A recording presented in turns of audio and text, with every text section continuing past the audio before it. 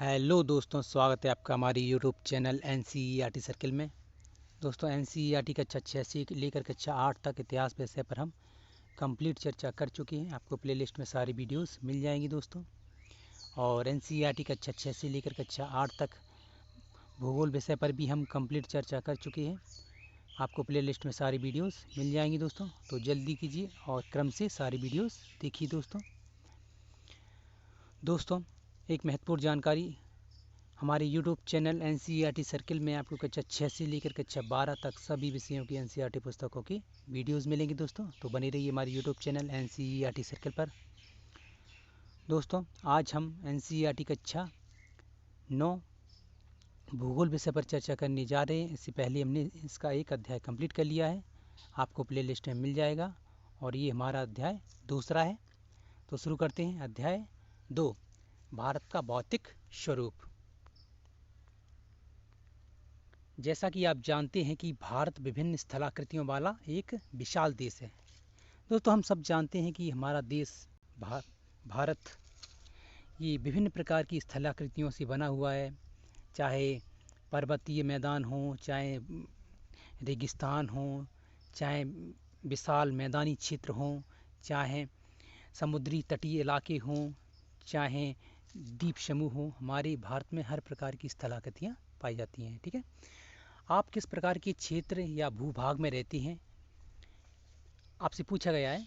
ठीक है, यदि आप मैदानी क्षेत्र में रहते हैं तो आप वहाँ के दूर तक फैले विशाल मैदानों से परिचित होंगे। कह रहे हैं, यदि आप मैदानी क्षेत्रों में रहते हैं, जैसे कि गंगा जमुना का मैदानी क्षेत्र है, यदि आप ऐसे क्षेत्रों में रहते हैं तो आप वहाँ के विशाल मैदानों से परिचित होंगे। ठीक है, और यदि पर्वतीय क्षेत्रों के निवासी हैं तो आप पर्वतीय ढलानों और घाटियों से भली भांति परिचित होंगे। ठीक है, जैसा कि आप अनुमान लगा सकते हैं आप किस प्रकार के क्षेत्र में रहते हैं। ठीक है, तो आप सोच सकते हैं। ठीक है, हमारे देश में हर प्रकार की भू आकृतियाँ पाई जाती हैं, जैसे मैदानी क्षेत्र, जैसे पर्वतीय क्षेत्र, मैदानी क्षेत्र, मरुस्थल, पठार तथा द्वीप समूह। ठीक है, तो देखिए पर्वतीय क्षेत्र जैसे कि हमारे उत्तर भारत में पर्वतीय क्षेत्र हैं, ज़्यादातर नॉर्थ ईस्ट में पर्वतीय क्षेत्र हैं, और भी जगह पर पर्वतीय क्षेत्र हैं, विशेषकर इसी उत्तर भारत में ही हैं। ठीक है, मैदानी क्षेत्र जैसे कि गंगा जमुना का मैदानी क्षेत्र है। ठीक है, ये हो गया। मरुस्थलीय क्षेत्र जैसे कि राजस्थान का ये जो क्षेत्र है वो मरुस्थलीय क्षेत्र कहलाता है। ठीक है, पठार जैसे कि राजस्थान से लेकर ये दिल्ली तक फैला हुआ है, ये पठारी क्षेत्र। तिब्बत का पठार वो अलग चीज़ है। ठीक है, तो उसके बारे में हम अलग से चर्चा करेंगे कभी। ठीक है, ये जी जो क्या कहते हैं, मध्य प्रदेश से जो छोटा नागपुर का पठार होते हुए ये सभी क्षेत्र पठारी क्षेत्र कहलाते हैं। ठीक है दोस्तों, पठारी क्षेत्र क्या होता है दोस्तों, एक समतल ज़मीन के जैसा ही होता है, लेकिन वो सामान्य ज़मीन की तुलना में थोड़ा ऊंचा होता है। ठीक है, कुछ मीटर ऊंचा होता है। ठीक है, कहीं कम कहीं ज़्यादा होता है। इसकी एक अलग वो है परिभाषा, हम उस पर अलग से चर्चा करेंगे। हो सकता है तो आपको इसी में मतलब आगे चल के देखने को मिले। ठीक है, और द्वीप समूह जैसे कि अंडमान निकोबार द्वीप समूह है। ठीक है, ऐसे जो द्वीप समूह हैं इनके बारे में भी बताया जा रहा है। ठीक है, आगे देखते हैं। भारत की भूमि बहुत अधिक भौतिक विभिन्नताओं को दर्शाती है। क्या कह रहे हैं, ये जो हमारा प्यारा भारत है, ये जो भूमि है, ये विभिन्न प्रकार की भौतिक भिन्नताएं, यानी कि यहाँ पर अनेक प्रकार की जो भौतिकता पाई जाती है ज़मीन में, भूमि में। ठीक है, ये विभिन्न प्रकार की भौतिक भिन्नताओं को दर्शाती है। ठीक है, आगे कह रहे हैं कि भूगर्भीय तौर पर प्रायद्वीपीय पठार पृथ्वी की सतह का प्राचीनतम भाग है। कह रहे हैं कि भूगर्भीय तौर पर जो पृथ्वी का निर्माण हुआ था, या कह सकते हैं कि जो ज्वालामुखी प्रक्रियाएं होती हैं, जो पृथ्वी में आंतरिक हलचलें होती हैं, जो पृथ्वी की जो आंतरिक हलचलों के कारण जो भी मतलब उस समय हज़ारों लाखों सालों पहले जो पृथ्वी की सतहों का निर्माण हुआ है, उसके आधार पर बात कर रहे हैं। तो भूगर्भीय तौर पर प्रायद्वीपीय पठार पृथ्वी की सतह का प्राचीनतम भाग है। ठीक है, तो कह रहे हैं कि भूगर्भीय तौर पर प्रायद्वीपीय पठार है जो, वो पृथ्वी का सबसे पुराना भाग माना जाता है। ठीक है, समझ रहे हो। आगे कह रहे हैं इसे भूमि का एक बहुत ही स्थिर भाग माना जाता है। स्थिर यानी कि जिसमें कोई विशेष रूप से परिवर्तन नहीं हुआ है, यानी कि जब सबसे प्राचीन है तो इसमें स्वाभाविक है कि कम परिवर्तन हुए होंगे, या हुए होंगे तो एक विशेष समय के अंतराल में विशेष तरीके से हुए होंगे, मंद गति से हुए होंगे, अचानक एकदम परिवर्तन नहीं हुआ हुआ है ना। तो ये हुआ।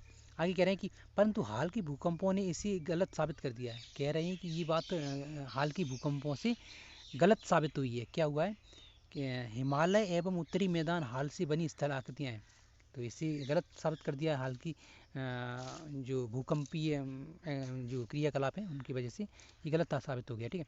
और कह रहे हैं हिमालय एवं उत्तरी मैदान हाल में बनी स्थलाकृतियाँ हैं, जो हिमालय है और उत्तरी मैदान है, ठीक है।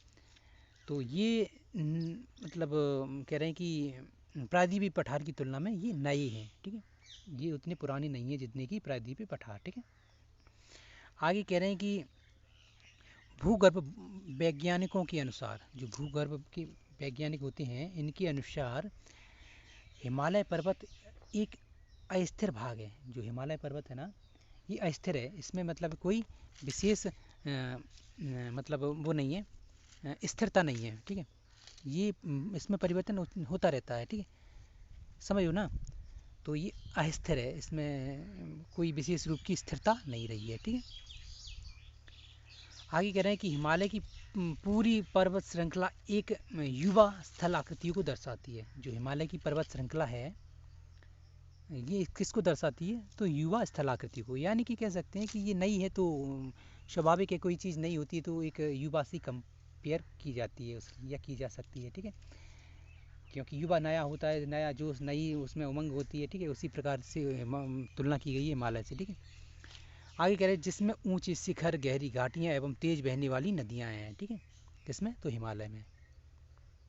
आगे देखते हैं, देखिए ये हिमालय का कुछ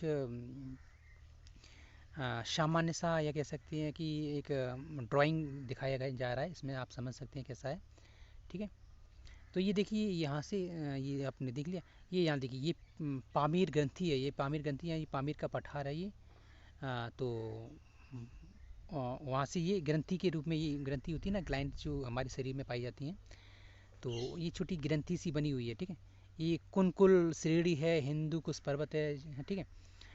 राकापोसी है, काराकोरम काराकोरम दर्रा है, असील नंगा पर्वत, जोजिला, ये सब ये आप श्रेणियाँ देख सकते हैं, इसके बारे में आगे आपको पढ़ने को मिलेगा, ठीक है। तो ये आप इसका स्क्रीनशॉट ले सकते हैं दोस्तों, या आप इसको मतलब याद कर लें। आप कहीं नोट्स वगैरह बना रहे हैं, ड्राइंग वगैरह कहीं बना रहे हैं, रॉ पेपर पर यू मैप बनी हुई आती है ना, एमपीटी रॉ जो पेजेस होते हैं जिनमें नक्शा होते हैं, आप वहाँ पर इसको मतलब भर सकते हैं, ठीक है। आगे देखते हैं। हाँ, उत्तरी मैदान जलोढ़ निक्षेपों से बनी है। जो भारत का उत्तरी मैदान है, उत्तर भारत का, ये किससे बना है, तो जलोढ़ निक्षेपों से, ठीक है। प्रायद्वीपीय पठार आग्नेय तथा रूपांतरित शैलों वाली कम ऊंची पहाड़ी एवं चौड़ी घाटियों से बना है। क्या है, तो प्रायद्वीपीय पठार है ना जो भारत का, ये आग्नेय तथा रूपांतरित शैलों वाली कम ऊंची पहाड़ियों एवं चौड़ी घाटियों से बना है। कम ऊंची पहाड़ियों और चौड़ी घाटियों से बना है, ठीक है। आगे कह रहे हैं कि मुख्य भौगोलिक वितरण, मुख्य भौगोलिक वितरण दिखाया जा रहा है कि जो भारत की जो स्थिति है ना उसका भौगोलिक वितरण बताया जा रहा है, ठीक है। मतलब इसकी भौतिक संरचना किस किस रूप में बटी हुई है, किस किस तरह से इसका विभाजन किया गया है, ठीक है। कि हम लोग तो नहीं करते, जो भूवैज्ञानिक होते हैं ना उनके द्वारा ये सब किया जाता है, ठीक है। क्यों किया जाता है, ताकि भारत को, किसी भी क्षेत्र को विशेष रूप से उसकी जलवायु, वहाँ पर होने वाले परिवर्तन, वहाँ की वनस्पतिक स्थिति, और वहाँ पर जो भी कुछ है मिट्टी, वहाँ की हर प्रकार की एक्टिविटी, हर प्रकार की चीज़ों को समझने के लिए ये सब विभाजन किया जाता है, ठीक है, भूवैज्ञानिकों के द्वारा, ठीक है। आगे देखते हैं। भारत की भौगोलिक आकृतियों को निम्नलिखित वर्गों में विभाजित किया जा सकता है। भारत की भौगोलिक आकृतियों को किन किन वर्गों में बांटा गया है, तो देखिए हिमालय पर्वत श्रृंखला, ठीक है, पहला। दूसरा उत्तरी मैदान, तीसरा प्रायद्वीपीय पठार, चौथा भारतीय मरुस्थल, पांचवा तटीय मैदान, छठवा द्वीप समूह। ठीक है, तो आप एक एक से इसको अच्छे से समझेंगे। हिमालय पर्वत, भारत की उत्तरी सीमा पर विस्तृत हिमालय भूगर्भीय रूप से युवा एवं बनावट के दृष्टिकोण से बलित पर्वत श्रृंखला है। क्या कह रहे हैं कि ये जो भारत है ये इसकी उत्तरी एवं विस्तृत श्रृंखला भूगर्भीय रूप से युवा है और बनावट की दृष्टि से ये बलित पर्वत श्रृंखला है। ठीक है, ये पर्वत श्रृंखलाएं पश्चिम पूर्व दिशा में सिंधु से लेकर ब्रह्मपुत्र तक फैली हुई है। सिंधु नदी से लेकर ब्रह्मपुत्र नदी तक फैली हुई है। सिंधु नदी कहाँ है? तो पाकिस्तान, भारत से होती हुई जाती है पाकिस्तान। ठीक है, तो वहाँ से लेकर और ये कहाँ तक है? तो ब्रह्मपुत्र जो कहाँ तक है? तो अरुणाचल प्रदेश में, यहाँ की मतलब अरुणाचल प्रदेश में बहती है। ठीक है, आसाम, अरुणाचल प्रदेश होते हुए मतलब वहाँ तक फैली हुई है। ठीक है, तो वहाँ पर इसकी संरचना मतलब इसका फैलाव है। ठीक है, वहाँ तक फैला हुआ है किसका? तो हिमालय पर्वत का। ठीक है, आगे देखिए, हिमालय विश्व की सबसे ऊंची पर्वत श्रृंखला है और एक अत्यधिक असम अवरोधों में से एक है। क्या कह रहे हैं? ये अत्यधिक असम अवरोध है। यहाँ पर बहुत ऊंचे नीचे खड्डे हैं। ठीक है, घाटियाँ हैं, दर्रे हैं और ऊंची नीची जो भी मतलब पर्वत श्रृंखला है ना, वो सभी यहाँ पर हैं। ठीक है, आगे कह रहे हैं ये 2400 किलोमीटर की लंबाई में फैले एक अर्धवृत्त का निर्माण करते हैं। क्या? तो ये अवरोध जो बता रहे हैं ना, ऊंची नीची अवरोध है। ठीक है, अत्यधिक असम अवरोध है ना, जो ये लगभग 2400 किलोमीटर की लंबी लंबे अर्धवृत्त का निर्माण करते हैं। ठीक है, इसकी चौड़ाई कश्मीर में, हाँ, इसकी चौड़ाई कश्मीर में 400 किलोमीटर एवं अरुणाचल प्रदेश में देखिए यहाँ पर अरुणाचल प्रदेश में इसकी चौड़ाई घट गई है, लगभग 150 किलोमीटर रह गई है। ठीक है, तो कश्मीर में हिमालय की चौड़ाई ज़्यादा है, मतलब फैलाव ज़्यादा है। ठीक है, और अरुणाचल प्रदेश में इसका मतलब फैलाव चौड़ाई हो गया है लगभग 150 किलोमीटर। ठीक है, पश्चिमी भाग की अपेक्षा पूर्वी भाग की ऊंचाई में अधिक विविधता पाई जाती है। कह रहे हैं पश्चिमी भाग की अपेक्षा पूर्वी भाग की ऊंचाई में अधिक विविधता पाई जाती है। तो पूर्वी भाग है ना, वहाँ पर अधिक विविधता माने विभिन्न प्रकार की जो स्थलाकृतियों में परिवर्तन है देखने को मिलेगा। ठीक है, आगे देखिए क्या कह रहे हैं। हाँ, अपने पूरे देशांतरीय विस्तार के साथ हिमालय को 3 भागों में बांट सकते हैं। अपने पूरे देशांतरीय विस्तार के साथ हिमालय को किसमें? तो 3 भागों में बांटा जा सकता है। ठीक है, तो देखिए 3 भागों में अभी देखेंगे कैसे बांटा गया है। इन श्रृंखलाओं के बीच बहुत अधिक संख्या में घाटियाँ पाई जाती हैं। तो ये जो श्रृंखला हैं, इन श्रृंखलाओं में अधिक क्या पाई जाती हैं? घाटियाँ पाई जाती हैं। ठीक है, कहाँ पर? तो वही जो हिमालय की जो बता रहे ना,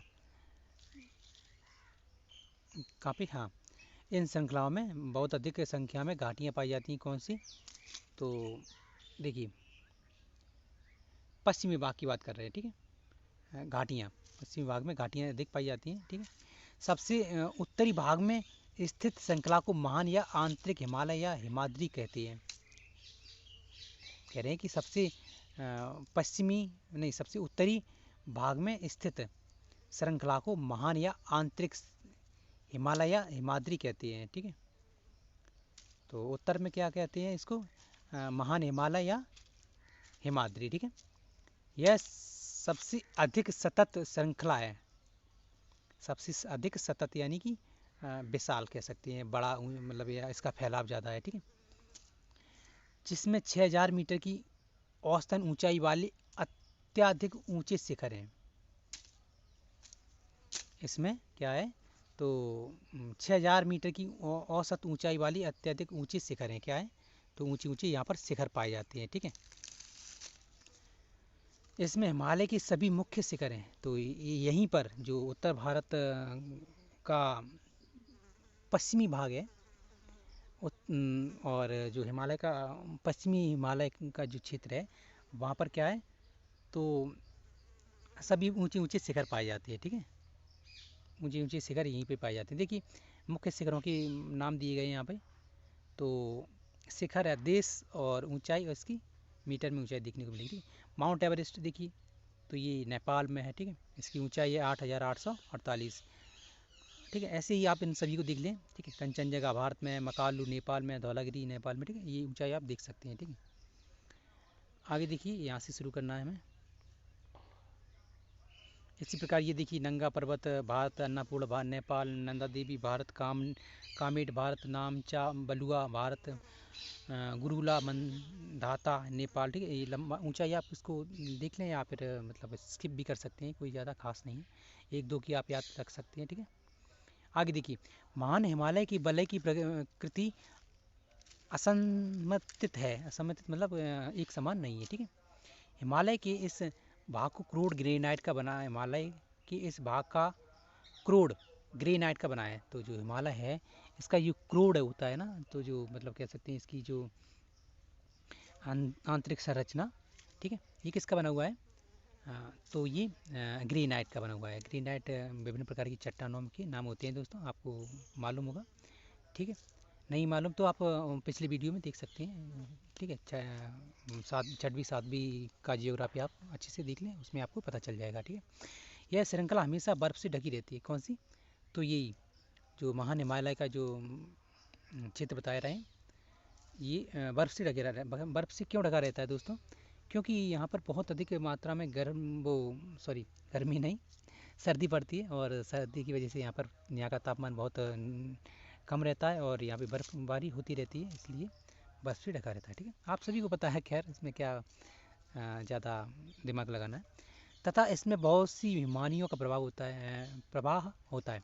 हिमानियाँ देखिए दोस्तों, क्या होता है कि ये जो नदियाँ होती हैं बर्फ़ से, जब बर्फ़ गिरती है फिर वो कभी तापमान बढ़ता है, तो धूप वगैरह निकलती है तो तापमान बढ़ता है, तो वो होता है ना, जो पानी जो बर्फ़ पिघल कर बहती है तो एक नदी का रूप ले लेती है, और फिर वो बहुत अधिक मात्रा में वो पानी बहता है जो बर्फ़ का, तो वो एक बड़ी विशाल नदी का रूप ले लेती हैं, ठीक है। विशाल नदी या नॉर्मल जो सामान्य नदी होती है ऐसे, तो उन्हें हिमानियाँ कहते हैं, ठीक है।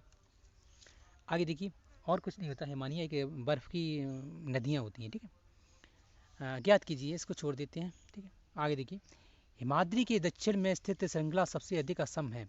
तो हिमाद्री है, इसके दक्षिण में स्थित श्रृंखला जो है सबसे अधिक असम। असम माने एक समान नहीं है, ठीक है, अलग है, उसकी मतलब संरचना अलग है, ठीक है। आगे देखिए, एवं हिमाचल या निम्न हिमालय के नाम से जानी जाती है। तो हिमाचल के नाम से या निम्न हिमालय के नाम से जानी जाती है। इन श्रृंखलाओं का निर्माण मुख्यतः अत्यधिक संपीड़ित तथा परिवर्तित शैलों से हुआ है। कैसे हुआ है? तो अत्यधिक संपीड़ित तथा परिवर्तित शैलों से हुआ है, ठीक है। इसकी ऊंचाई 3,700 मीटर से 4,500 मीटर के बीच तथा औसतन चौड़ाई 50 किलोमीटर है, ठीक है। चौड़ाई क्या है? लगभग 50 किलोमीटर, ठीक है। जबकि पीर पंजाल श्रृंखला सबसे लंबी तथा सबसे महत्वपूर्ण श्रृंखला है। क्या कह रहे हैं? देखिए, आपको इसको आप अच्छे से देख लें तो आपको समझ में आएगा। कह रहे हैं कि इनकी चौड़ाई वगैरह ये सब बताया जा रहा है, और कह रहे हैं कि जबकि पीर पंजाल श्रृंखला है जो सबसे लंबी तथा सबसे महत्वपूर्ण श्रृंखला है, ठीक है, पीर पंजाल श्रृंखला, ठीक है। धौलाधर एवं महाभारत श्रृंखला भी महत्वपूर्ण है। तो धौलाधर और महाभारत श्रृंखला भी महत्वपूर्ण है, ठीक है। इसी श्रृंखला में कश्मीर की घाटी तथा हिमाचल के कांगड़ा एवं कुल्लू की घाटियाँ स्थित हैं। इस क्षेत्र को पहाड़ी नगरों के नाम से जाना जाता है, ठीक है। ये ज्ञात करना है, इसको छोड़ देते हैं। आगे देखिए, हिमालय की सबसे बाहरी श्रृंखला को शिवालिक कहा जाता है। तो जो हिमालय है इसकी सबसे बाहरी श्रृंखला को क्या कहा जाता है? तो शिवालिक श्रेणी कहते हैं, ठीक है। इसकी चौड़ाई 10 से 50 किलोमीटर तथा ऊंचाई 900 से 1100 मीटर के बीच है, ठीक है। देख रहे हैं? आगे देखिए, कह रहे हैं ये श्रृंखला उत्तर में स्थित मुख्य हिमालय की श्रृंखलाओं से नदियों द्वारा लाई गई असंपीडित अवसादों से बनी है, असंपीडित अवसादों से बनी है। क्या है? तो ये नदियों के द्वारा बहाकर लाया जाने वाला जो भी कुछ होता है मटेरियल, उसके द्वारा ये सब मतलब बनी है। ठीक है, हालांकि बहुत लंबा समय लगता है इन सब के निर्माण में। ठीक है, तब बनती है, जाके 1-2 महीने में या 1-2 साल में नहीं बन जाती हैं। ठीक है, आगे देखिए, ये घाटियाँ बजरी एवं जलोढ़ की मोटी परत से ढकी हुई हैं। ये जो घाटियाँ हैं, घाटियाँ बन जाती हैं तो ये नदियों के द्वारा। ठीक है, तो ये क्या है, बजरी तथा जलोढ़ की मोटी परतों से ढकी हुई है। ठीक है, आगे देखिए, निम्न हिमालय तथा शिवालिक शिवालिक के बीच में स्थित लंबवत घाटी को दून के नाम से जाना जाता है। तो जो कह रहे हैं कि निम्न हिमाचल तथा शिवालिक के बीच में स्थित लंबवत घाटी को, तो जो निम्न हिमाचल है ना, हिमाचल का निचला क्षेत्र, हिमाचल प्रदेश का जो निचला क्षेत्र है, तो उसको, और शिवालिक के बीच में स्थित जो लंबवत घाटियाँ हैं, जो लंबी लंबी घाटियाँ जो शहरों से हाईवे से बनी होती है ना, इनको क्या कहते हैं? तो दून कहते हैं। बहुत चौड़े होते हैं दोस्तों, और यहाँ पर क्या होता है, बस्तियाँ बनी होती हैं, लोग रहते हैं, फैक्ट्रियाँ खुली हुई हैं, बड़ी बड़ी उद्योग वगैरह लगे हुए हैं। ठीक है, और फार्म हाउस हैं, बड़ी बड़ी घर बने हुए हैं, बड़ी बड़ी मतलब रेलवे जंक्शन है, थोड़ी थोड़ी मतलब बस अड्डा है, ऐसी मतलब कुछ भी जो आम लोगों के रहने के लिए जगह होती है ना, जहाँ पर आम लोग अपना जीवन यापन करते हैं, जिस प्रकार लोगों की ज़रूरत की हर चीज़ यहाँ पर मतलब होती है, बस्तियाँ कह सकती हैं। ठीक है, या स्पेस जो VIP टाउन्स वगैरह होते हैं ना, लोग घूमने जाते हैं, ऐसे कह सकते हैं। ठीक है, ये कह सकते हैं। ठीक है, शॉर्टकट में कह दें तो कह सकते हैं कि बस्तियाँ बसी होती हैं। ठीक है, इन्हें दून कहते हैं। ठीक है, कुछ प्रसिद्ध दून है, जैसे देहरादून, ये देखिए होता तो हाई बड़ी बड़ी मतलब बस्तियाँ ही हैं ना, नगर बसे हुए होते हैं, कॉलोनियाँ, मतलब विशेष प्रकार की क्या कहते हैं उनको, आप समझ सकती हैं, मैं क्या बार बार बताऊंगा आपको दोस्तों। ठीक है, शहर बसे होते हैं। ठीक है, ऐसे आप समझ जाएं, देहरादून, कोटली दून, पाटली दून। ठीक है, तो ये बस्तियाँ हैं। होती तो ये दो विशाल घाटियों के बीच के ही क्षेत्र होते हैं। ठीक है, आप आगे आपको इसमें दिखाई देते हैं। ठीक है, देखिए यहाँ पर कहीं दिखाया गया है क्या? नहीं दिखाया गया है। ठीक है, तो ये आप ये श्रेणियाँ दिखाई गई हैं, और ये इनका फैलाव बताया जा रहा है, कहाँ से कहाँ तक है। ठीक है, आगे देखिए, हाँ, वही मैप ये है। आप इसका अभी आप ऐसे इसका स्क्रीनशॉट लेना चाहें, स्क्रीनशॉट लें, को लिख लें। ठीक है, कहीं पर ये आप जानते ही हैं, ये अधिक डार्क होता जाएगा तो ऊंचा होता जाएगा। ठीक है, ऊंचाई बढ़ती जाती है, ये रेड सिग्नल है, पर्वत श्रेणियों का नाम वगैरह है ना। आगे देखिए, ये हिमालय का आपने देख लिया, हिमालय पर्वत। ठीक है, इस उत्तर दक्षिण के अतिरिक्त हिमालय को पश्चिम से पूर्व तक स्थित क्षेत्रों के आधार पर भी विभाजित किया गया है। ठीक है, तो ये जो हिमालय है, इसको उत्तर दक्षिण के अलावा पश्चिम से पूर्व के रूप में भी विभाजित किया गया है। ठीक है, इस वर्गीकरणों को नदी घाटियों की सीमाओं के आधार पर किया गया है। कह रहे हैं कि इन वर्गीकरणों को नदी घाटियों की सीमाओं के आधार पर किया गया है।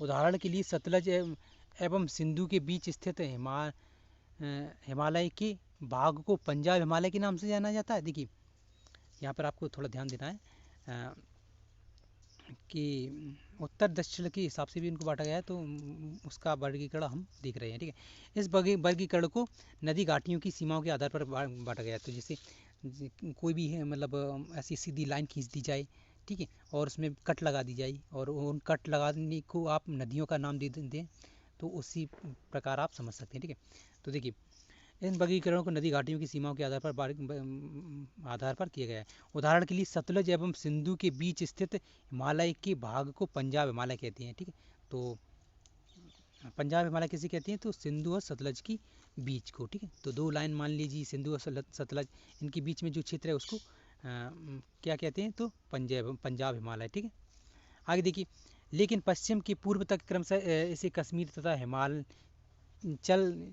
हिमालय के नाम से जाना जाता है। क्या कह रहे हैं? इस पश्चिम से पूर्व तक, पश्चिम से पूर्व तक इसको क्या कहा जाता है, तो कश्मीर तथा हिमाचल हिमालय। ठीक है, आगे देखिए, सतलज तथा काली नदी के बीच स्थित हिमालय को कुमायूं हिमालय के नाम से जाना जाता है। अब देखिए, सतलज और काली नदी दो लाइन मान लीजिए, उनके बीच में जो क्षेत्र है उसको कुमायूं हिमालय कहा जाता है। ठीक है, काली तथा तीस्ता नदियाँ नेपाल हिमालय का, ठीक है, तो काली और तीस्ता नदी हैं, उनके बीच के जो क्षेत्र को क्या क्या कहते हैं, तो नेपाल हिमालय। ठीक है, ऐसी। आगे देखिए, तीस्ता एवं दिहांग नदी, तीस्ता और दिहांग नदी के बीच के क्षेत्र को क्या कहते हैं, तो असम हिमालय। ठीक है, आगे देखिए, सीमांकन करते हैं। ठीक है, आगे देखिए, हिमालय के कुछ क्षेत्रीय नाम का पता कीजिए। तो ये हिमालय का जो क्षेत्रीय नाम है उसको आप देख लेंगे, आगे क्या होगा देखेंगे। ब्रह्मपुत्र हिमालय की सबसे पूर्वी सीमा बताती है। तो जो ब्रह्मपुत्र नदी है अरुणाचल प्रदेश में और असम में ऐसे उधर होते हुए बहती है। ठीक है, तो उसका जो हिमालय का वो बताती है, ये क्या, तो सबसे पूर्वी स्थिति बताती है। ठीक है, दिहांग महाखड्ड या गार्ज के बाद हिमालय दक्षिण की ओर एक तीखा मोड़ बनाते हुए भारत की पूर्वी सीमा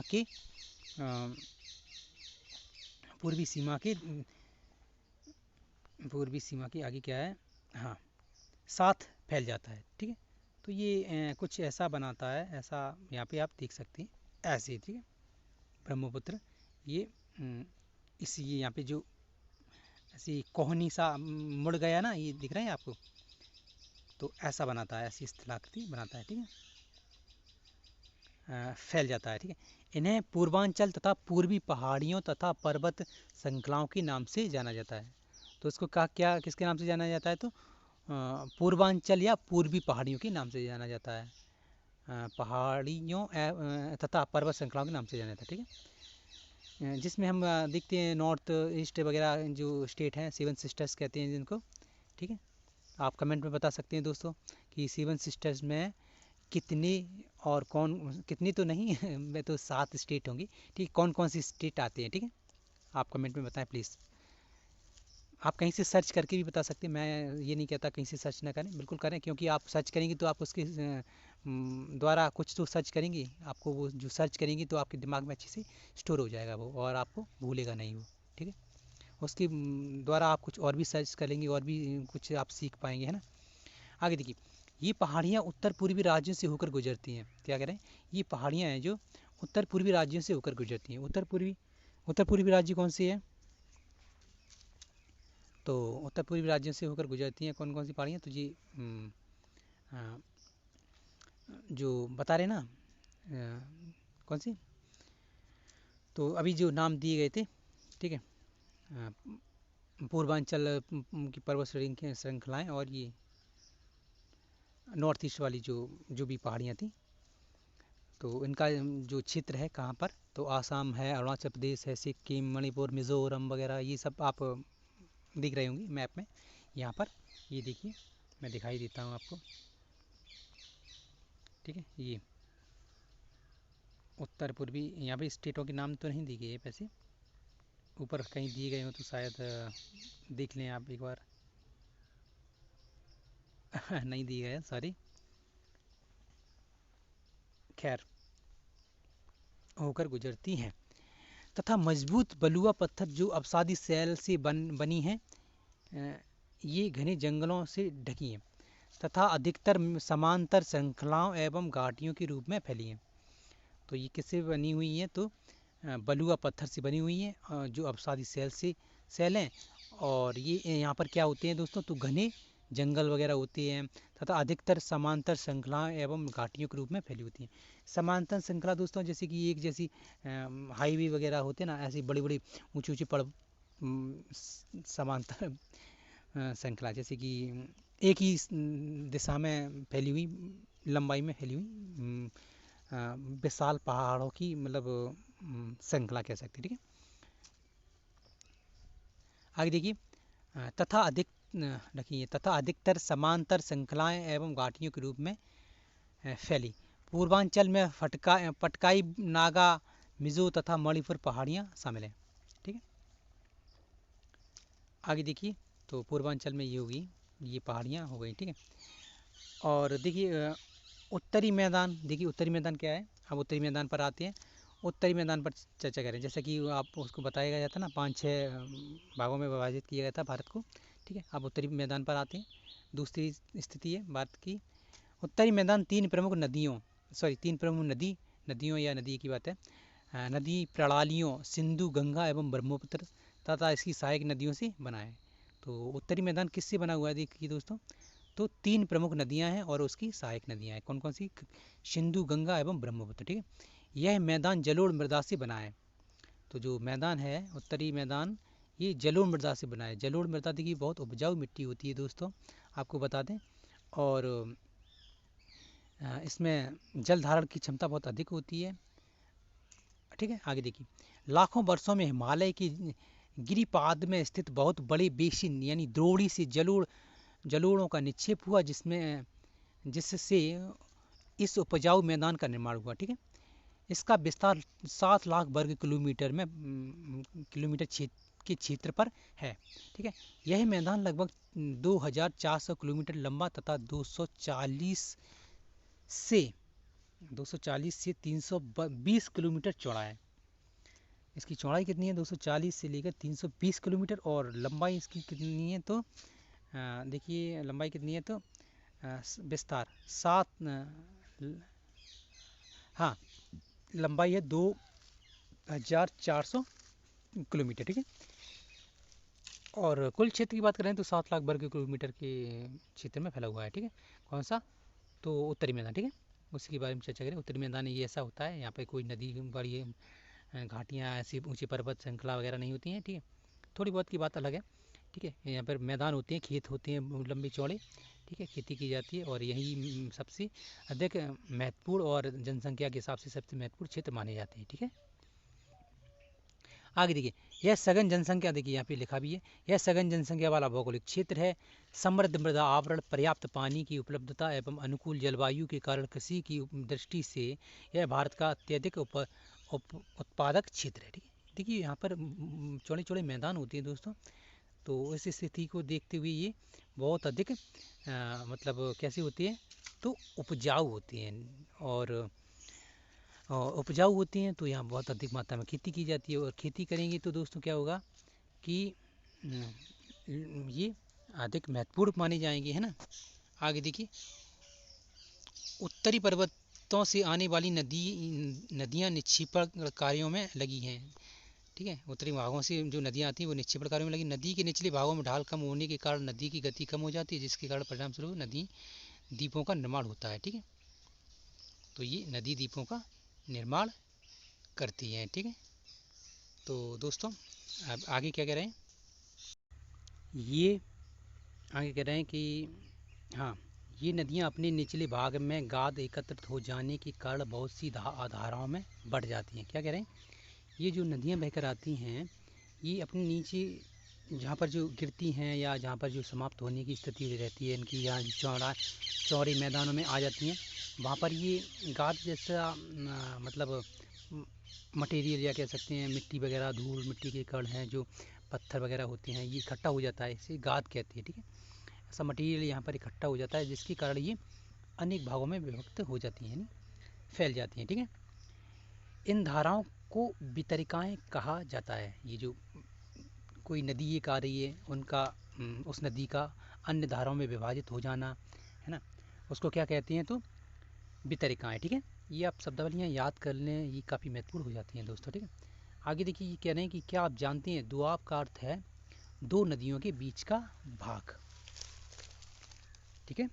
तो दो नदियों के बीच के भाग को क्या कहा जाता है, तो दो आब, ठीक है।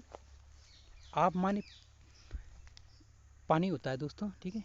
और दो यानी कि दो मार्ग, ठीक है, दो जल का दो मार्गों में विभाजित हो जाना, ठीक है, ऐसे कह सकते हैं आप। आगे देखिए, तो दो आब दो शब्दों से मिलकर बना है, दो तथा आब अर्थात पानी। इस प्रकार पंजाब भी दो शब्दों से मिलकर बना है, पंज का अर्थ है पाँच अथवा आब का अर्थ है पानी, ठीक है, समझ गए ना। आगे देखिए, उत्तरी मैदान को मोटे तौर पर 3 उपवर्गों में विभाजित किया गया है। तो उत्तरी मैदान है जो, उसको तीन उपवर्गों में विभाजित किया गया है।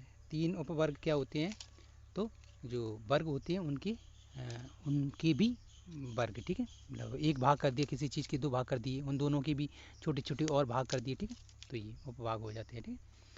आगे कह रहे हैं उत्तरी मैदान के पश्चिमी भाग को पंजाब का मैदान कहा जाता है। सिंधु तथा इसकी सहायक नदियों के द्वारा बनाए गए इस मैदान का बहुत बड़ा भाग पाकिस्तान में स्थित है, ठीक है। कह रहे हैं कि जो सिंधु नदी है, इसकी सहायक नदियों के द्वारा बनाए गए मैदान का बहुत बड़ा भाग पाकिस्तान में स्थित है, ठीक है। आगे कह रहे हैं कि सिंधु तथा इसकी सहायक नदियाँ झेलम ए, चेनाब ए, रावी ए, ब्यास तथा सतलज हिमालय से निकलती हैं, ठीक है। ये जो नदियाँ हैं ये हिमालय से निकलती हैं। मैदान के इस भागों में दोआबों की संख्या बहुत अधिक है। तो ये जो मैदानी क्षेत्र बता रहे हैं पाकिस्तान में, जो भारत का कश्मीरी क्षेत्र है, यहाँ पर क्या है, तो दोआबों की संख्या बहुत अधिक है। बहुत अधिक मात्रा में ये नदियाँ बिखरी, मतलब एक जा रही है नदी, वो अन्य भागों में विभाजित हो गई है, ठीक है। तो ये इन क्षेत्र में अधिक हैं, ठीक है। भारत की बात कर रहे हैं, ठीक है। और भारत के से संबंधित जो क्षेत्र है पाकिस्तान का लगा हुआ, उसके बारे में बात चल रही है, ठीक है। गंगा के मैदान का विस्तार घग्गर तथा तीस्ता नदियों के बीच है। तो गंगा की जो मैदान है उसका विस्तार कहाँ पर है, तो घग्गर तथा तीस्ता नदियों के बीच, ठीक है। यह उत्तरी भाग के राज्यों, के राज्य कौन से हैं, तो हरियाणा, दिल्ली, उत्तर प्रदेश, बिहार, झारखंड के कुछ भागों तथा पश्चिम बंगाल में फैला है, ठीक है। तो गंगा का ये जो क्षेत्र है ये इन क्षेत्रों में फैला हुआ है, ठीक है। आगे कह रहे हैं कि ब्रह्मपुत्र का मैदान इसके पश्चिमी विशेषकर असम में है। ब्रह्मपुत्र नदी विशेषकर बता रहे हैं कि विशेषकर असम में बहती है, ठीक है, और उसका वहीं पर क्षेत्र है, ठीक है, वहाँ पर उसके दोआब क्षेत्र भी बने हुए हैं, ठीक है। आगे कह रहे हैं कि उत्तरी मैदानों की व्याख्या सामान्यतः इसकी उच्चावचों में बिना किसी विविधताओं वाले समतल स्थलों के रूप में की जाती है, ठीक है, ठीक है। उत्तरी मैदान की व्याख्या सामान्यतः इसकी उच्चावचों की बिना किसी विविधता वाले समतल स्थलों के रूप में की जाती है, ठीक है। यह सही नहीं है। क्या नहीं है सही? ये बात सही नहीं है। इन विस्तृत मैदानों की भौगोलिक आकृतियों में भी विविधता है। ये जो विस्तृत मैदान है इनकी भौगोलिक आकृतियों में भी विविधता है। क्यों है? वही कि कहीं की स्थिति अलग है, कहीं की स्थिति अलग है, नदियों का प्रभाव है, वहाँ की जलवायु, वहाँ के लोगों का रहन सहन, लोगों से प्रभावित जो क्षेत्र हो जाता है उसकी वजह से भी अलग अलग विविधता हो जाती है, ठीक है। और भी फैक्टर्स काम कर सकते हैं, अब देखें आगे आपको देखने को मिलेंगे, ठीक है। आकृतियाँ भिन्नताओं के आधार पर उत्तरी मैदानों की कुछ 4 भागों में विभाजित किया जा सकता है। कह रहे हैं कि आकृति भिन्नता के आधार पर उत्तरी मैदान को 4 भागों में विभाजित किया जा सकता है। उत्तरी भारत को 4 भागों में विभाजित किया जा सकता है, ठीक है। नदियाँ पर्वतों से नीचे उतरते समय, ये जो नदियाँ होती हैं ये पर्वतों से नीचे उतरते समय शिवालिक की ढाल पर 8 से 16 किलोमीटर की चौड़ी पट्टी में गुटिका का निक्षेपण करती हैं। किसका निर्माण करती हैं? तो ये नदियाँ होती हैं जो ढालों से उतरती हैं, तो लगभग 8 से 16 किलोमीटर की चौड़ी पट्टी का निर्माण करती हैं, जिसे गुटिका कहती हैं, जिसे गुटिका निक्षेप कहती हैं, ऐसे कह सकते हैं। इसी भावर के नाम से जाना जाता है। तो ये भावर क्या होता है? लगभग बड़ी विशाल, मैं हाईवे की तुलना कर रहा हूँ, बड़ी विशाल हाईवे होते हैं ना, उनके रूप में ही फैला हुआ क्षेत्र हो जाता है, ठीक है। और वहाँ वो क्षेत्र क्या होता है? उपजाऊ हो जाता है, ठीक है, के नाम से जाता है। सभी सरिताएँ इस भावर पट्टी में विलुप्त हो जाती हैं और नदियाँ यहाँ पर किसी सकरी घाटी से बहकर आ रही है कोई नदी, जैसे आप ध्यान देना, और किसी मैदानी क्षेत्र में आकर वो क्या होगी? समाप्त हो जाएगी, लगेगा कि यहाँ पर कोई नदी है ही नहीं, ठीक है। तो वही चीज़ बता रहे हैं, जैसे भावर कहते हैं। इस पट्टी के दक्षिण में ये सरिताएँ एवं नदियाँ पुनः निकल जाती हैं। ये जैसे ये क्षेत्र खत्म होता है फिर कहीं कोई सकरी घाटी से आती है तो वहाँ पर फिर नदियाँ निकल पड़ती हैं, ठीक है, एवं तथा दलदली क्षेत्र का निर्माण करती हैं। फिर क्या होता है? दलदली क्षेत्र, तो मैदानी क्षेत्रों में से जो कुछ भी है बहा कर लाती हैं, फिर वो सकरी घाटी में आकर वो दलदल का कैसा रूप ले लेती हैं। तो मैदानी क्षेत्रों में कोई मिट्टी है, जब किसी सकरी क्षेत्र में जाएगी तो वहाँ पर वो जगह कम होने की वजह से वो दलदल सा बन जाता है, ठीक है, ऐसा आप समझ सकते हैं, जिसे तराई कहा जाता है, ठीक है, तराई। ये वन्य प्राणियों से भरा घने जंगलों का क्षेत्र था। तो जो तराई क्षेत्र होता है, ये इसमें क्या होता है कि वन्य प्राणी हैं, जो जीव जंतु हैं, पेड़ पौधे घने होते हैं, ठीक है। तो ये वन्य प्राणी अधिक मात्रा में यहाँ पर निवास करते हैं, ठीक है। आगे कह रहे हैं कि बंटवारे के बाद पाकिस्तान से आए शरणार्थियों को कृषि योग्य भूमि उपलब्ध कराने के लिए इस जंगलों को काटा गया। तो क्या हुआ था, देखिए दोस्तों, बंटवारा हुआ भारत का 1947 में, जब भारत आज़ाद हुआ था। तो पाकिस्तान एक दिन पहले आज़ाद हुआ था। उसके बाद जो भी प्रक्रिया चली, आगे आप इतिहास में बहुत बेहतरीन तरीके से पढ़ेंगे, ठीक है। अभी हम इतना समझा रहे हैं कि बंटवारे के बाद जो भारत से पाकिस्तान और पाकिस्तान से भारत आए थे और गए थे, तो उन लोगों को यहाँ पर कृषि भी देनी थी। कहाँ रहते, किस क्या करते हैं ना, तो कृषि थोड़ी थोड़ी टुकड़ी दे दी गई थी, तभी ताकि वो अपने यहाँ पर खेती बाड़ी करके अपना जीवन यापन करें, जैसे भी रहें, ठीक है, सुख शांति से रह पाएँ, है ना। तो ये इसके लिए यहाँ पर ज़मीन जंगलों को काटा गया था ज़मीन देने के लिए, ठीक है, वही बात कर रहे हैं, काटा जा चुका है। इस क्षेत्र के दुधवा राष्ट्रीय पार्क की स्थिति ज्ञात कीजिए। तो यहाँ पर दुधवा राष्ट्रीय पार्क है, उसको याद करना है हमें, अब उस पर ध्यान नहीं देना। कर सकें आप कर लें, ठीक है, उत्तर प्रदेश का या कहीं का मैप आप देख लें, तो उसमें आप पता लगा लें, ठीक है, कोई ज़्यादा कठिन काम नहीं है, ठीक है। उत्तरी मैदान का सबसे विशालतम भाग पुरानी जलोढ़ का बना है। तो उत्तरी मैदान का जब सबसे विशाल भाग है, क्या है, तो वो किसका बना हुआ है, तो पुरानी जलोढ़ का, ठीक है, जलोढ़ मिट्टी होती है उसका बना हुआ है। वे नदियों के बाढ़ वाले मैदान के ऊपर स्थित हैं। वे नदियों के बाढ़ वाले मैदानों के ऊपर स्थित है तथा वेदिका जैसी आकृति प्रदर्शित करती है। वेदिका क्या होती है, जो वेदिका जैसी आकृति का निर्माण करती है, ठीक है, प्रदर्शित करते हैं। इस भाग को भाबर के नाम से जाना जाता है, ठीक है। ये भाबर और आप समझ गए ना। तो ये जो वेदिका जैसी आकृति बन जाती है, जिसको भाबर कहते हैं, वो कैसी बनती है, तो आप देख लें, समझ रहे हैं ना। उत्तरी मैदान का सबसे विशाल भाग भू जलोढ़ का बना होता है। भी नदियों की बाढ़ वाले मैदान के ऊपर स्थित है तथा वेदिका जैसी आकृति बनती है। इस भाग को भाबर कहा जाता है, ठीक है। इस क्षेत्र की मृदा में चूनेदार निक्षेप पाए जाते हैं। इन क्षेत्र में क्या होता है, तो मृदा जो चूनेदार मिट्टी होती है वो पाई जाती है, जिसे स्थानीय भाषा में कंकड़ कहा जाता है। कंकड़ होता है, ठीक है, कंकड़ पत्थर होते हैं। तो ये भी मतलब एक भाबर का वो पार्ट है, ठीक है। बाढ़ वाले मैदानों में नए तथा युवा निक्षेपों को खादर कहा जाता है, ठीक है। बाढ़ वाले मैदानों में नए तथा युवा निक्षेपों को खादर कहा जाता है। अब देखिए दोस्तों, ये भावर और खादर क्या है, तो ये कुछ ज़्यादा मतलब दिमाग लगाने वाली बात नहीं है। भावर और खादर में आप स्पष्ट अंतर देख सकते हैं। आप हाँ, ऐसे कह सकते हैं कि भावर की तुलना में खादर नया होता है, ठीक है। इसका लगभग प्रत्येक वर्ष पुनर्निर्माण होता है। और भावर खादर क्या होता है, ये इसका पुनर्निर्माण होता रहता है, ठीक है, नदियों के द्वारा। इसीलिए ये उपजाऊ होते हैं तथा गहन खेती के लिए आदर्श होते हैं। तो जो चीज़ में हर साल लगभग क्या होता है, नई मिट्टी आती रहती है और जो खनिज पदार्थ होते हैं आती रहती हैं, तो वो उपजाऊ होगी, है ना। तो ये बात बताई जा रही है खादर के बारे में, ठीक है। भावर की तुलना में ये अधिक उपजाऊ माना जाता है, ठीक है। आगे देखिए, प्रायद्वीपीय पठार के बारे में बात करते हैं। प्रायद्वीपीय पठार क्या है, तो तीसरा पॉइंट है प्रायद्वीपीय पठार, ठीक है। प्रायद्वीपीय पठार एक मेज की आकृति वाला स्थल है जो पुराने क्रिस्टलीय आग्नेय तथा रूपांतरित शैलों से बना है।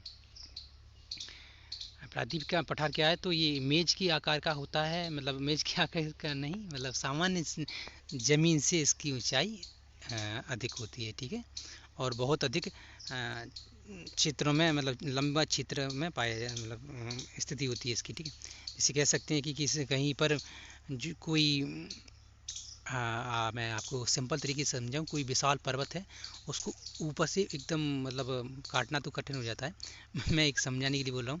ऊपर से काट दिया जाए, तो ऊपर का पूरा काट के हटा दिया जाए, तो जो क्षेत्र बचेगा एक चौड़ा एरिया, चौड़ा सा, तो वो मान सकते हैं, ठीक है।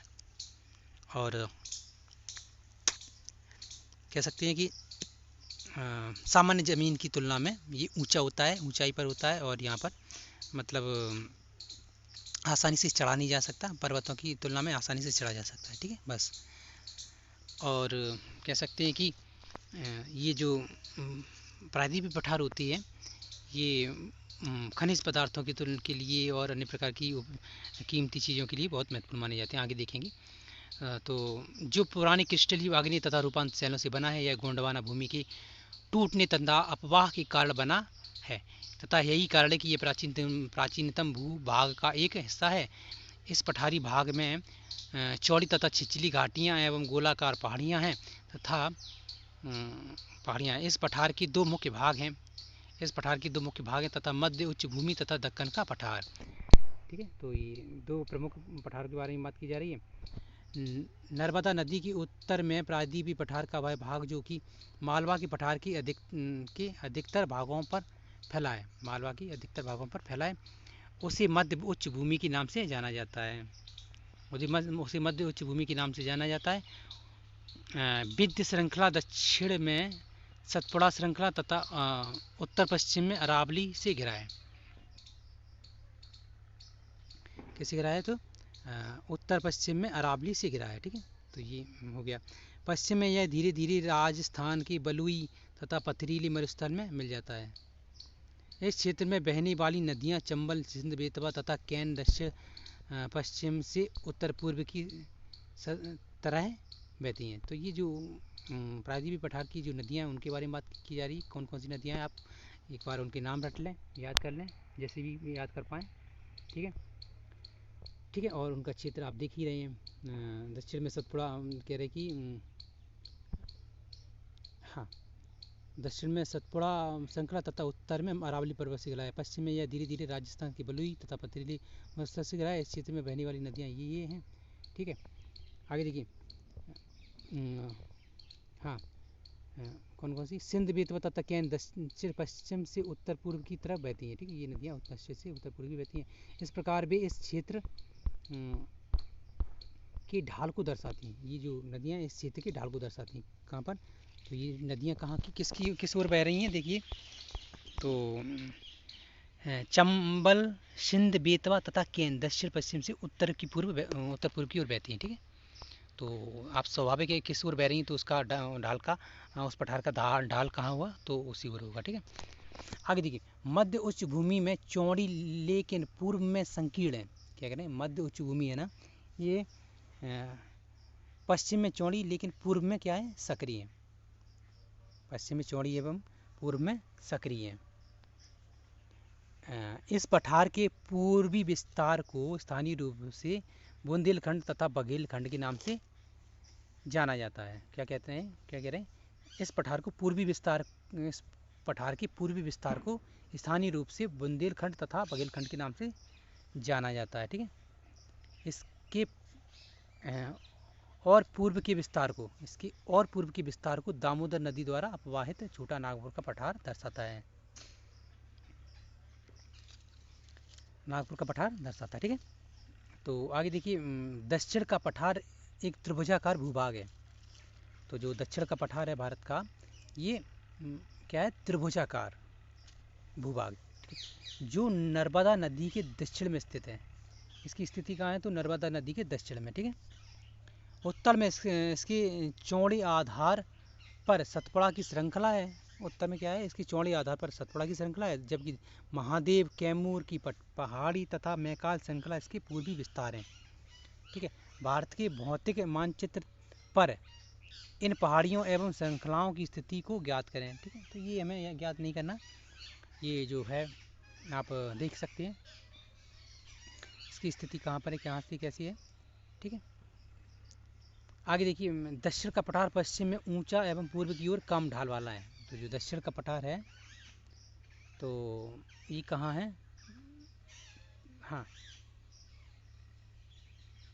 दक्षिण का पठार पश्चिम में ऊंचा, दक्षिण का पठार है जो पश्चिम में ऊंचा है और पूर्व में इसका ढाल कम है। ठीक है, इस पठार का एक भाग उत्तर पूर्व में भी देखा जाता है। इस पठार का एक भाग कहाँ देखा जाता है? तो उत्तर पूर्व में देखा जाता है। उत्तर पूर्व यानी कि देखिए मध्य प्रदेश, छत्तीसगढ़ और ये झारखंड जैसी क्षेत्र में, झारखंड वाले इलाके में भी देखा जा सकता है। और ये नॉर्थ ईस्ट की बात नहीं, अभी देखेंगे कहाँ पे देखेंगे। ठीक है,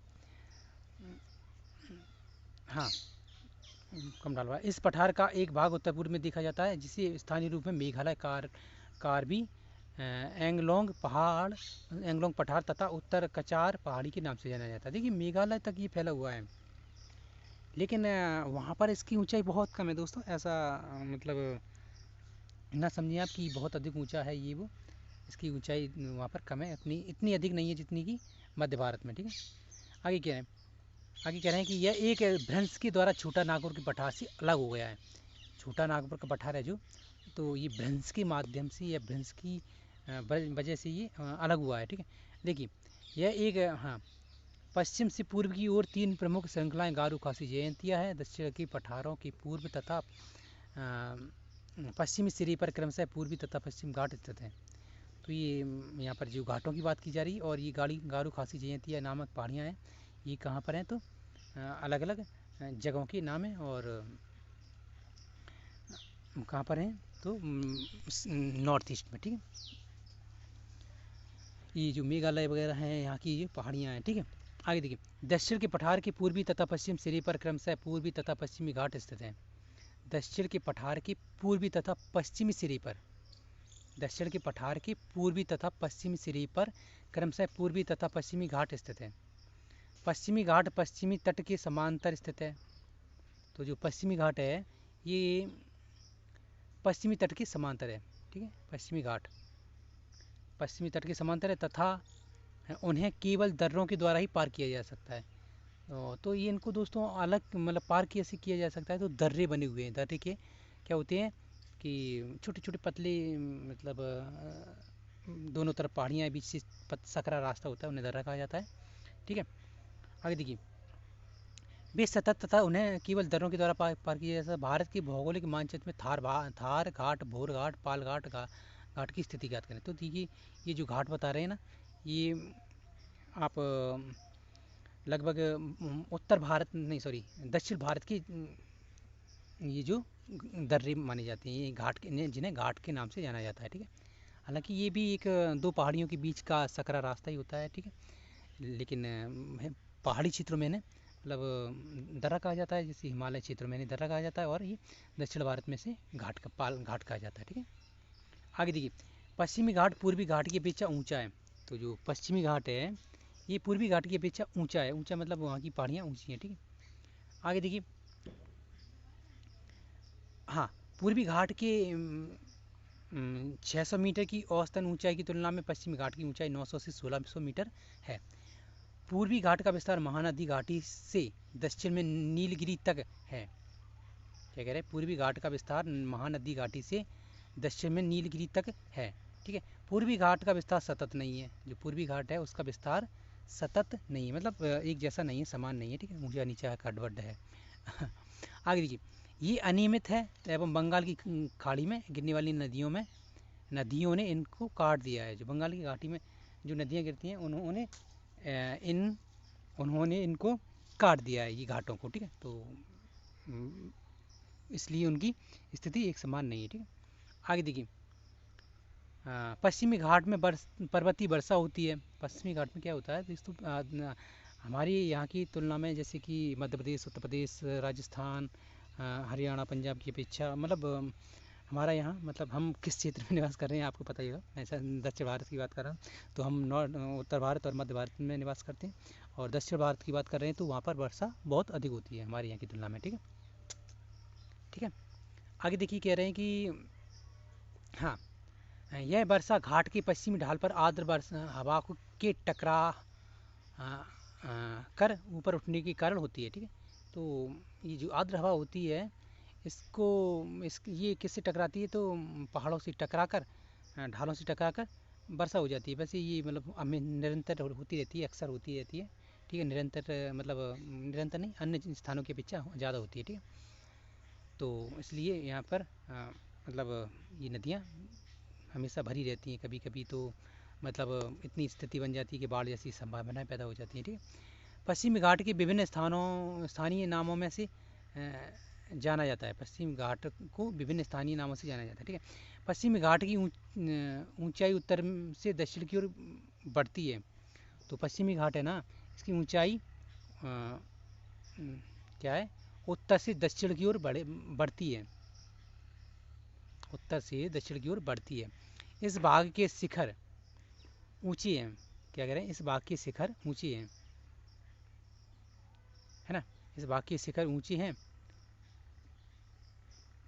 ठीक है।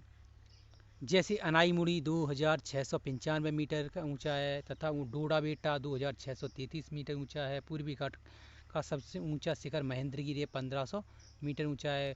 पूर्वी घाट के दक्षिणी पश्चिम में भी सेवराय तथा जाबिरी की पहाड़ियाँ, जाबिरी की पहाड़ियाँ आगे क्या है स्थित हैं, ठीक है। तो ये डोडा बेटा वगैरह है, ये अनाईमुड़ी वगैरह है, इनको आप याद कर लें कहाँ है, कितनी ऊंचाई है वगैरह वगैरह। ये क्वेश्चन बनते हैं वैसे, कुछ ज़्यादा बड़ी परीक्षाओं में इसका कोई महत्व नहीं है। छोटी मोटी पहाड़ियों में, मतलब छोटी मोटी परीक्षाओं में पूछ लिया जाता है, बड़ी परीक्षा में इनको बहुत घुमा फिरा कर पूछा जाता है ना, हार्ड कर दिया जाता है क्वेश्चन, ठीक है। आगे देखिए, उड उड्डयंग मंडलम, जिसे ऊटी के नाम से जाना जाता है, उड्डयंग मंडलम, उड्डयंग मंडलम जिसे ऊटी के नाम से जाना जाता है। आप याद इसका ऊटी के नाम, ऊटी का आप नाम याद रखें, ठीक है।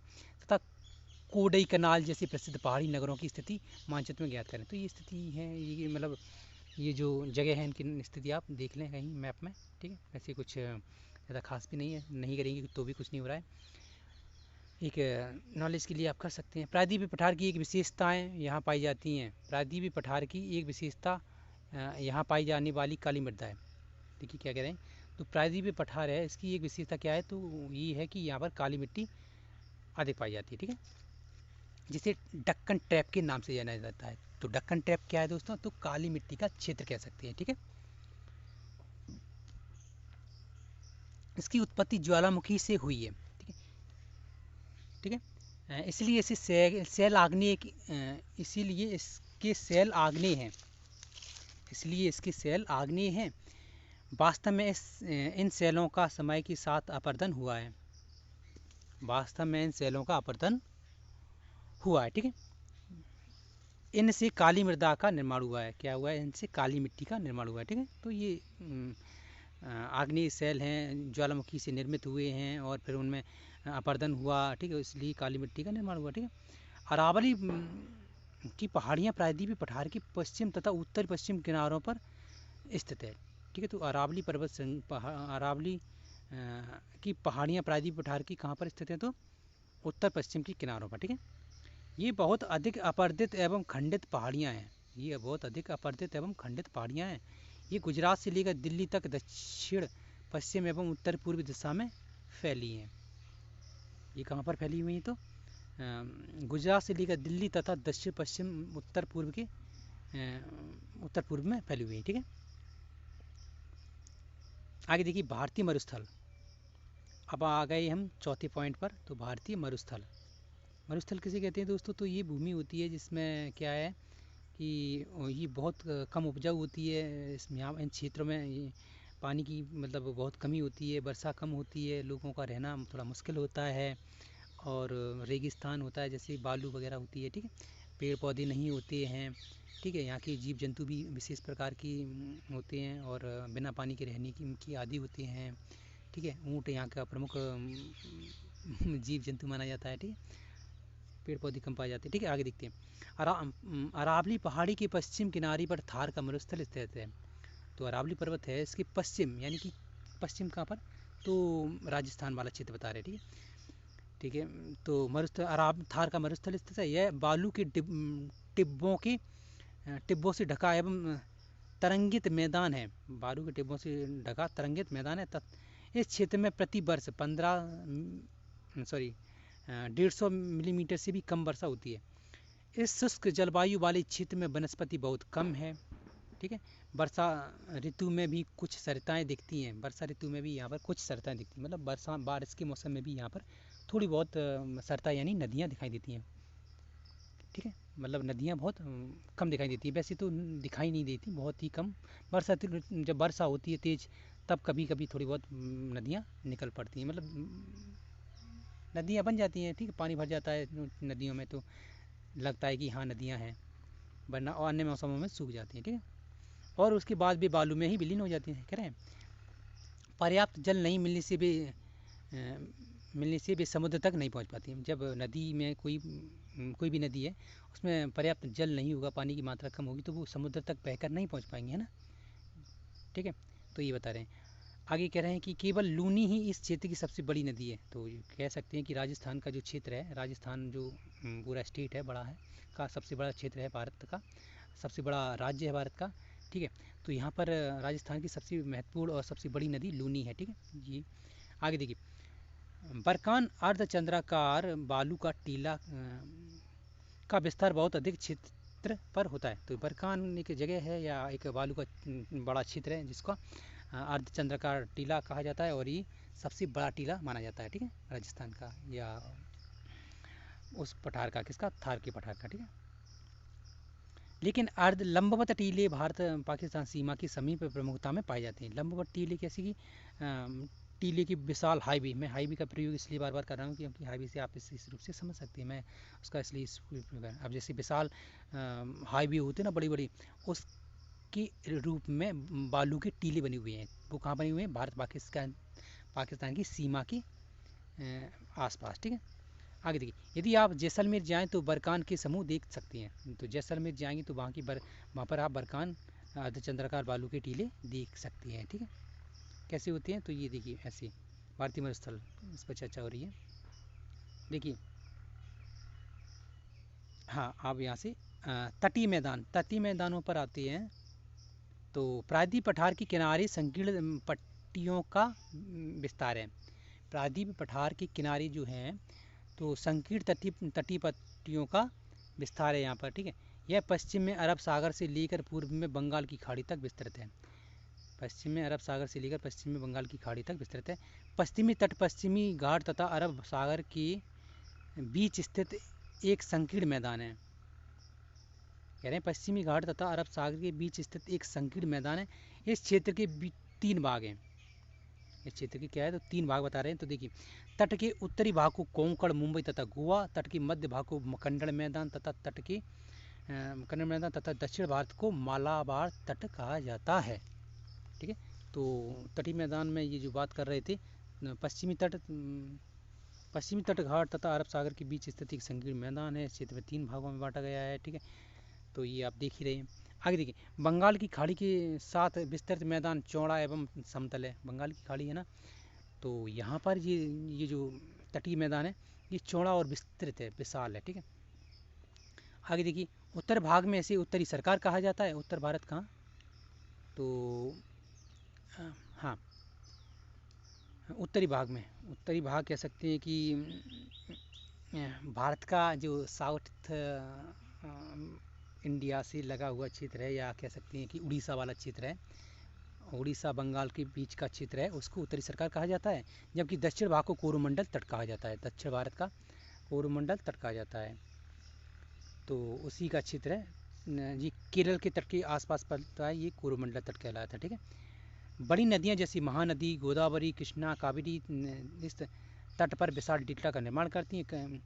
चिल्का झील पूर्वी तट पर स्थित एक महत्वपूर्ण भू लक्षण है जी। भू लक्षण नहीं, चिल्का झील एक झील है, मतलब ये काफ़ी महत्वपूर्ण झील मानी जाती है। ठीक है, इसके बारे में आगे देखेंगे। ठीक है, तटीय मैदान के बारे में बात हो रही है।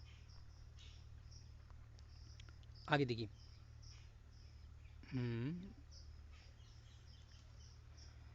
हाँ, इसी के बाद यहाँ पे आना है। क्या आप जानते हैं चिल्का झील भारत में खारे पानी की सबसे बड़ी झील है। यह उड़ीसा में महानदी डेल्टा के दक्षिण में स्थित है। तो चिल्का झील उड़ीसा में खारे पानी की सबसे बड़ी झील है। ठीक है, आपको ये मालूम होगा, फिर भी आप यहाँ पे मिला है तो पढ़ने में क्या जाता है।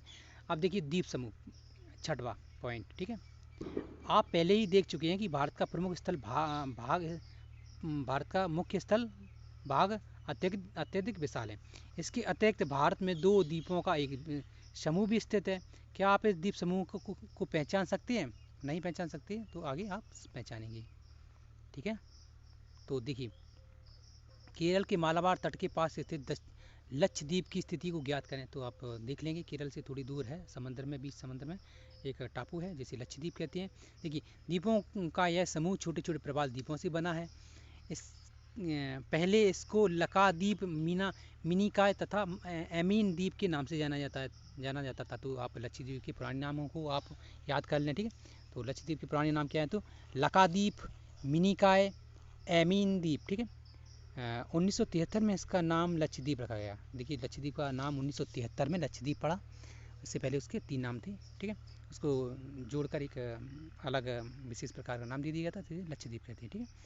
यह 32 वर्ग किलोमीटर की छोटे से क्षेत्र में फैला है। कावारत्ती द्वीप लक्षद्वीप का प्रशासनिक मुख्यालय है। कावारत्ती द्वीप, इस द्वीप समूह पर पादप तथा जंतु के बहुत से प्रकार पाए जाते हैं। पिटली द्वीप, जहाँ मनुष्य का निवास नहीं है, पिटली द्वीप जहाँ मनुष्य का निवास नहीं है, वहाँ एक पक्षी अभ्यारण्य है। तो पिटली द्वीप है लक्षद्वीप पर, यहाँ पर मनुष्य नहीं रहती हैं दोस्तों, यहाँ पर एक पक्षी अभ्यारण्य बना हुआ है। अब बंगाल की खाड़ी में उत्तर से दक्षिण की तरफ फैला द्वीपों की श्रृंखला की ओर ध्यान दीजिए। ये अंडमान एवं निकोबार द्वीप है। यह द्वीप समूह आकार में बड़े, संख्या में बहुल तथा बिखरे हैं, ठीक है। तो ये बड़े बड़े हैं और बिखरे हुए हैं, ठीक है। इनकी संख्या बहुत अधिक है, ठीक है। आगे देखिए, यह द्वीप समूह मुख्यतः 2 भागों में बटा है। ये जो बड़ा द्वीप समूह है, मुख्यतः इसकी छोटे छोटे तो बहुत हैं, लेकिन ये बड़ी बड़ी 2 समूह हैं। ये 2 भागों में बटा हुआ है दोस्तों। और उसको देखते हैं। उत्तरी में अंडमान तथा दक्षिण में निकोबार। तो इसका उत्तरी भाग को अंडमान कहा जाता है और दक्षिणी भाग को निकोबार कहा जाता है, ठीक है। कहा जाता है, माना जाता है। हाँ, यह माना जाता है कि यह द्वीप समूह निमज्जित पर्वत श्रेणियों के शिखर हैं। तो जी यहाँ पर जो द्वीप हैं, इनको ये माना जाता है दोस्तों, वैज्ञानिक लोग ये मानते हैं कि ये पर्वत थे, और पर्वतों का जो क्षेत्र है, जल में नहीं डूबा, वही ये माने जाते हैं। वही ये क्या माने जाते हैं? तो द्वीप समूह माने जाते हैं, ठीक है। आगे देखिए, यह द्वीप समूह देश की सुरक्षा के लिए बहुत महत्वपूर्ण है। क्यों महत्वपूर्ण है? देखिए, इस द्वीप समूह में पाए जाने वाले पादप एवं जंतुओं में बहुत अधिक विविधता है। ये द्वीप समूह विषुवत वृत्त के समीप स्थित है। यहाँ की जलवायु विषुवतीय है तथा यह घनी जंगलों से आच्छादित है, ठीक है। आगे देखिए, क्या आप जानते हैं भारत का एकमात्र सक्रिय ज्वालामुखी अंडमान निकोबार द्वीप समूह के बैरल द्वीप पर स्थित है, ठीक है। अंडमान निकोबार द्वीप समूह के बैरन द्वीप पर स्थित है, ठीक है। सबसे सक्रिय ज्वालामुखी भारत का, ठीक है। विभिन्न भू आकृतिक विभागों का विस्तृत विवरण प्रत्येक विभाग की विशेषताएं स्पष्ट करता है, ठीक है। परंतु यह स्पष्ट है कि ये विशाल विभाग एक दूसरे के पूरक हैं और वे देश के प्राकृतिक संसाधनों में समृद्ध बनाते हैं। उत्तरी पर्वत जल एवं वनों के प्रमुख स्रोत हैं। उत्तरी मैदान देश के अन्न भंडार हैं, ठीक है। इसके प्राचीन सभ्यताओं के विकास को आधार मिला है। पठारी भाग खनिजों के भंडार हैं, जिसमें देश के औद्योगिकरण में विशेष भूमिका निभाई है। तटीय क्षेत्र मत्स्य और पोत संबंधी क्रियाकलापों के लिए उपयुक्त स्थान है। इस प्रकार देश की विविध भौतिक आकृतियाँ भविष्य में विकास की अनेक संभावनाएं प्रदान करती हैं। देखिए दोस्तों, यहाँ पर हम दोबारा अच्छे से पढ़ते हैं। देखिए, विभिन्न भू आकृतिक विभागों का विस्तृत विवरण प्रत्येक विभाग की विशेषताएं स्पष्ट करता है। क्या करें, जो भी क्षेत्र है उसकी विभिन्न प्रकार की भू आकृतियों के बाद हम क्या समझते हैं, उसका अध्ययन करने के बाद क्या समझते हैं कि ये विवरण प्रत्येक विभाग की विशेषताएं स्पष्ट करता है। ये अनेक प्रकार के जो विभाग हैं उनकी विशेषताओं को स्पष्ट करता है, उनको हम समझते हैं। स्पष्ट है कि ये विभाग एक दूसरे के पूरक हैं और वे देश के प्राकृतिक संसाधनों में समृद्ध हैं। जो भी क्षेत्र हैं वो अपने विभिन्न प्रकार की प्राकृतिक संसाधन हैं उनमें उनको लेकर समृद्ध हैं, ठीक है। उत्तरी पर्वत जल एवं वनों के प्रमुख स्रोत हैं। जो उत्तरी पर्वत हैं वो जल और वनों के लिए प्रमुख हैं, ठीक है, समझ रहे हो। और उत्तरी मैदान देश के अन्न भंडार हैं। उत्तरी जो मैदान है वो देश की अन्न भंडार माने जाते हैं। इसमें प्राचीन सभ्यताओं की विकास की ओर आधार मिला है। ये उत्तरी मैदान है ना, यहीं पर प्राचीन सभ्यताएं पनपी। ठीक है, कोई भी है, कोई भी सभ्यता देख सकते हैं आप। ठीक है, ये उत्तरी मैदानों में ही पनपी है। ठीक है, और आगे देखिए, पठारी भाग खनिजों की भंडार माने जाते हैं या है, जिसमें देश के औद्योगिकरण में विशेष भूमिका निभाई। ठीक है, तो आगे के तटीय क्षेत्र मत्स्य और पोत संबंधी क्रियाकलापों के लिए उपयुक्त माने जाते हैं। ठीक है, या है। इस प्रकार देश की विविध विविध भौतिक आकृतियाँ भविष्य में विकास की ओर अनेक संभावनाएं प्रदान करती हैं। तो कहने का तात्पर्य ये है दोस्तों, हम जो भी प्रकार की स्थल आकृतियाँ हैं उन्होंने अपने अपने क्षेत्र में विशेष प्रकार की भूमिका निभाई है। ठीक है, चाहे वो पहाड़ी क्षेत्र हो, चाहे मैदानी क्षेत्र हो, चाहे स्थलीय क्षेत्र हो, चाहे मरुस्थलीय क्षेत्र हो, चाहे वो तटीय क्षेत्र हो। ठीक है, उनकी अपनी अलग विशेषता है और वो अपनी अलग एक विशेष प्रकार के महत्व को दर्शाते हैं। ठीक है, आगे यहाँ पर कुछ नहीं है दोस्तों, तो हम खत्म करते हैं। ठीक है, तो दोस्तों थैंक यू वीडियो पूरी देखने के लिए। और दोस्तों एक महत्वपूर्ण जानकारी, हमारे यूट्यूब चैनल पर बनी रही है दोस्तों, आपको बहुत ही अच्छी कंटेंट मिलेंगी एनसीईआरटी पुस्तकों की, और प्रतियोगिता परीक्षा की दृष्टि से जो भी महत्वपूर्ण पुस्तकें हैं आपको उनके भी कंटेंट बराबर मिलेंगे दोस्तों। तो थैंक यू दोस्तों वीडियो पूरी देखने के लिए। Thank you.